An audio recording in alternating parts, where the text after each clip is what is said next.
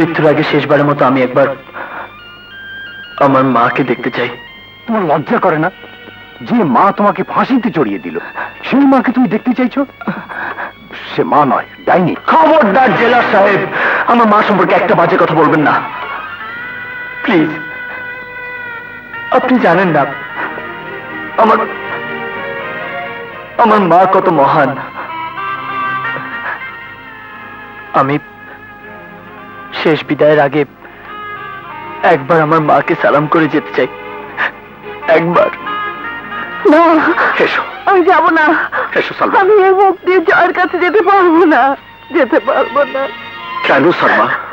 আমি আমি মা হয়ে কোর্টে সন্তানের বিরুদ্ধে সাক্ষী দিয়ে কোনো ভুল করনি তুমি, যা সত্যি তাই বলেছ। আর সত্য কথা বলা ভুল নয়। তুমি বলছো আমি ভুল করিনি? হ্যাঁ, আমি নই, সারা জগৎ সংসার বলবে সত্য বলা ভুল নয়। যাও সালমা, জয়ের শেষ ইচ্ছাটা তুমি পূর্ণ করে দাও।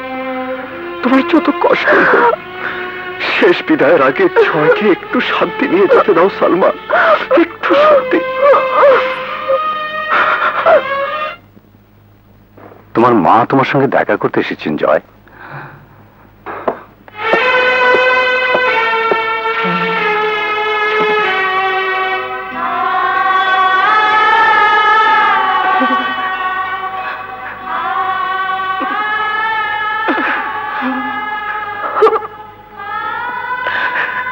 মা, মা।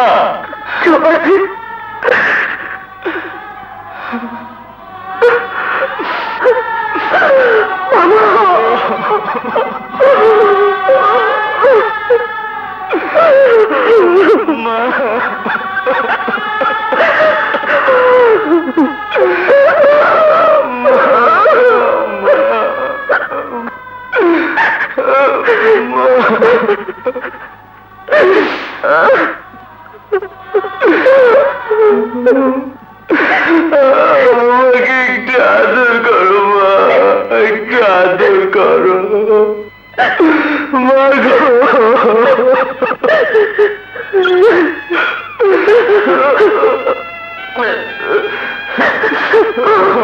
বাবা, তোকে আজ আমার বুকে নিতে খুব ইচ্ছে করছে রে।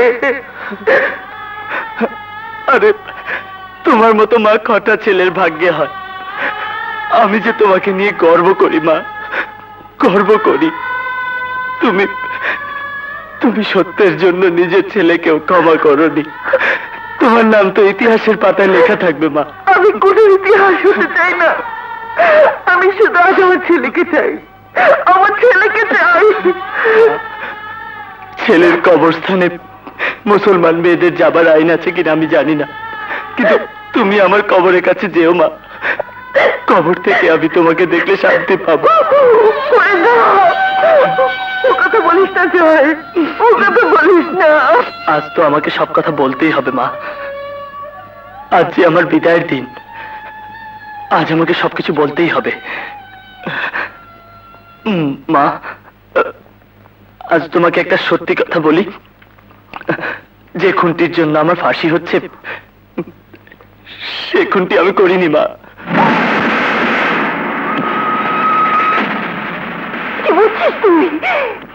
মৃত্যুর আগে কেউ মিথ্যে কথা বলে না মা, আমিও মিথ্যে কথা বলছি না। এই তোমাকে আমি স্পর্শ করে বলছি, সেই খুনটি আমি করিনি মা। তাহলে কোথা তুই নিশ্চুপ ছিলি কেন? কোনো কথা বলিসনি কেন?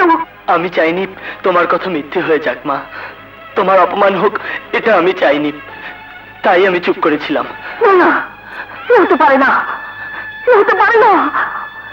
যে সত্যের জন্য আমি নিজের ছেলেকে কোরবানি দিতে চেয়েছি, সেই সত্য এত বড় মিথ্যে হতে পারে না, কিছুতেই হতে পারে না। আমি প্রমাণ করে দেবো সত্যের বিরুদ্ধে। আমি আমি তোকে বাঁচাবো, আমি তোকে বাঁচাবো, আমি তোকে বাঁচাবো। মা।